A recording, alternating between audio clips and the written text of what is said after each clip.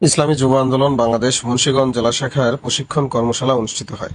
11 April 2025 রোজ শুক্রবার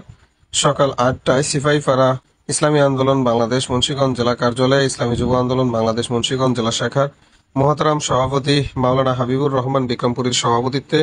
এবং সাধারণ সম্পাদক মাওলানা মোহাম্মদ ইব্রাহিম সর্দারের সঞ্চালনায় ইসলামী যুব আন্দোলন বাংলাদেশ মুন্সিগঞ্জ জেলা শাখার প্রশিক্ষণ কর্মশালা অনুষ্ঠিত হয়। প্রোগ্রামে প্রধান অতিথি হিসাবে উপস্থিত ছিলেন ইসলামী যুব আন্দোলন বাংলাদেশ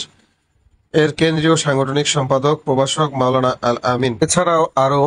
উপস্থিত ছিলেন ইসলামী যুব আন্দোলন বাংলাদেশ মুন্সিগঞ্জ জেলা শাখার যুগ্ম সাধারণ সম্পাদক গাজী আবুল হোসেন, সাংগঠনিক সম্পাদক কাউসার হামিদ,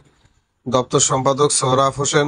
অর্থ সম্পাদক তাজ্জাতুর রহমান, প্রকাশনা সম্পাদক জাহিদুল ইসলাম, দাওয়া ও প্রশিক্ষণ বিষয়ক সম্পাদক মুফতি ফয়জুল করিম, শিক্ষা ও সাংস্কৃতিক সম্পাদক মোহাম্মদ আওলাদ হোসেন, আইন ও মানবাধিকার সম্পাদক আলম হোসেন, বিজ্ঞান ও প্রযুক্তি বিষয়ক সম্পাদক নাজমুল ফারায়েজি, শিল্প ও বাণিজ্য বিষয়ক সম্পাদক আব্দুল কাদের ঢালি, স্বাস্থ্য ও পরিবেশ বিষয়ক সম্পাদক শহীদুল ইসলাম, সংখ্যালঘু সম্পাদক হাফেজ হাবিবুর রহমান, উপ সম্পাদক মোহাম্মদ জহিরুল ইসলাম প্রমুখ সহ আরো অনেক নেতৃবৃন্দ।